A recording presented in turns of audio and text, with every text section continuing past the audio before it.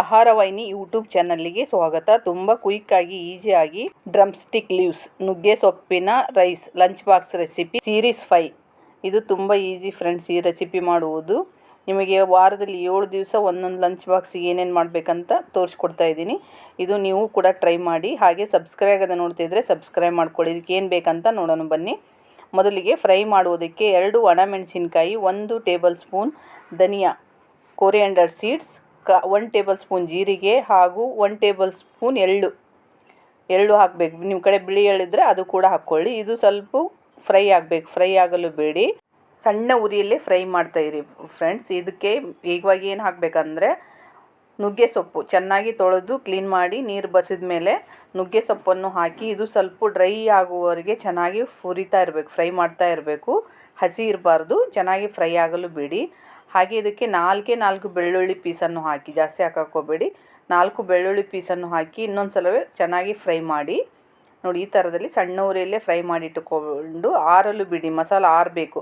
ಯಾವುದೇ ಮಸಾಲ ಆಗಲಿ, ಹುರಿದಿಟ್ಟು ಮಸಾಲ ಬಿಸಿದಾಗ ಹಾಕಿದರೆ ಮಿಕ್ಸಿ ಜಾರಿಂದ ಹೊರಗಡೆ ಎಲ್ಲ ಚೆಲ್ಲಿಬಿಡುತ್ತೆ. ಅದಕ್ಕೋಸ್ಕರ ಎಲ್ಲ ಆರಿದ ಮೇಲೆ ಹಾಕಿಕೊಳ್ಳಬೇಕು. ಈ ಥರದಲ್ಲಿ ತರಿಯಾಗಿ, ನೈಸಾಗಿ ಬೇಡ, ತರಿಯಾಗಿ ರುಬ್ಬಿಟ್ಟುಕೊಳ್ಳಿ ಪೌಡ್ರ್.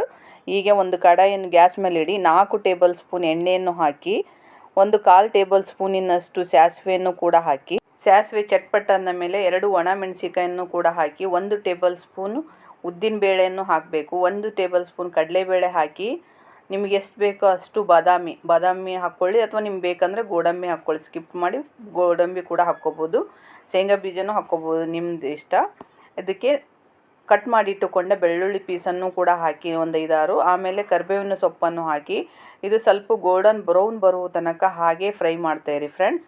ಆಮೇಲೆ 2 ಕಪ್ಪು ಅನ್ನ, 2 ಬಟ್ಟಲು ಅನ್ನವನ್ನು ಹಾಕಿ ಉದುರಾಗಿ ಚೆನ್ನಾಗಿರುತ್ತೆ. ಆದರೆ ರೈಸ್ ಬಿಸಿ ಇದ್ದಾಗ ಹಾಕಬಾರ್ದು, ಬಿಸಿ ಆರಿದ ಮೇಲೆ ಹಾಕಿ, ಅಂದರೆ ಉದುರಾಗಿ ಚೆನ್ನಾಗಿ ಬರುತ್ತೆ. ಆಮೇಲೆ ಬಿಸಿ ಮಾಡ್ಕೋಬೋದು, ತುಂಬ ಚೆನ್ನಾಗಿರುತ್ತೆ.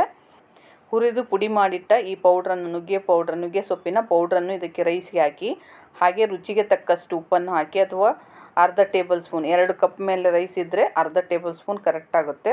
ಇಲ್ಲ ಕಮ್ಮಿ ಬೇಕಂದರೆ ಕಮ್ಮಿ ಕೂಡ ಹಾಕ್ಕೊಳ್ಳಿ, ನಿಮ್ಮ ಟೇಸ್ಟಿಗೆ ಅನುಸಾರವಾಗಿ ಹಾಕ್ಕೊಳ್ಳಿ. ಅರ್ಧ ಟೇಬಲ್ ಸ್ಪೂನಿನಷ್ಟು ಮೆಣಸಿನ ಪುಡಿ, ಪೆಪ್ಪರ್ ಪೌಡ್ರನ್ನು ಹಾಕಿ, ತುಂಬ ಟೇಸ್ಟಿಯಾಗುತ್ತೆ. ಇದಕ್ಕೆ ಕಾಂಬಿನೇಷನ್ ಚೆನ್ನಾಗಿರುತ್ತೆ. ಮಿಕ್ಸ್ ಆಗೋ ತನಕ ಹಾಗೆ ಮಿಕ್ಸ್ ಮಾಡ್ತಾಯಿರಿ. ಆದರೆ ಸಣ್ಣ ಉರಿಲೇ ಇರಬೇಕು, ಹೈ ಫ್ಲೇಮ್ ಇಡಕ್ಕೆ ಹೋಗಬೇಡಿ ಗ್ಯಾಸ್. ಇವಾಗ ಈ ರೈಸು ಮಸಾಲ ಮಿಕ್ಸ್ ಆದಮೇಲೆ 1 ನಿಮಿಷ ಚೆನ್ನಾಗಿ ಹಾಗೆ ಫ್ರೈ ಮಾಡ್ತಾಯಿರಿ. ಅಂಟದ ಹಾಗೆ ಸಣ್ಣ ಉರಿಯಲ್ಲೇ ಫ್ರೈ ಮಾಡಿ.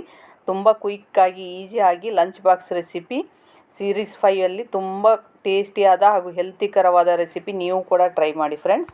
ನುಗ್ಗೆ ಸೊಪ್ಪು ತುಂಬ ಆರೋಗ್ಯಕರ. ಇದರಲ್ಲಿ vitamin A, vitamin C, calcium ಇರುತ್ತೆ ಫ್ರೆಂಡ್ಸ್. ಪೊಟ್ಯಾಷಿಯಂ ಕೂಡ ಇರುತ್ತೆ.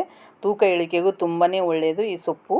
ಹಾಗೂ ಸಕ್ಕರೆ ಕಾಯಿಲೆಗೂ ಮೂಳೆಗಳಿಗೂ ತುಂಬ ಒಳ್ಳೆಯದು. ಮಧುಮೇಹಕ್ಕೂ ಕೂಡ ತುಂಬ ಒಳ್ಳೆಯದು ಫ್ರೆಂಡ್ಸ್. ಈ ಥರದಲ್ಲಿ ನೀವು, ಮಕ್ಕಳು ಇಷ್ಟಪಡಲ್ಲ ಸೊಪ್ಪು ತಿನ್ನುವಾಗ, ಈ ಥರದಲ್ಲಿ ಮಾಡಿಕೊಡಿ ಲಂಚ್ ಬಾಕ್ಸಿಗೆ. ತುಂಬ ಟೇಸ್ಟಿಯಾಗಿ ಹೆಲ್ತಿಕರವಾದ ರೆಸಿಪಿ, ಸೂಪರಾಗಿರುತ್ತೆ ಫ್ರೆಂಡ್ಸ್. ನುಗ್ಗೆ ಸೊಪ್ಪನ್ನು ವಾರದಲ್ಲಿ 2-3 ಸರಿ ತಿಂದರೆ ತುಂಬಾ ಒಳ್ಳೆಯದು ಫ್ರೆಂಡ್ಸ್. ನೀವು ಕೂಡ ಈ ಥರದಲ್ಲಿ ಟ್ರೈ ಮಾಡಿ rice. Thank you to all friends.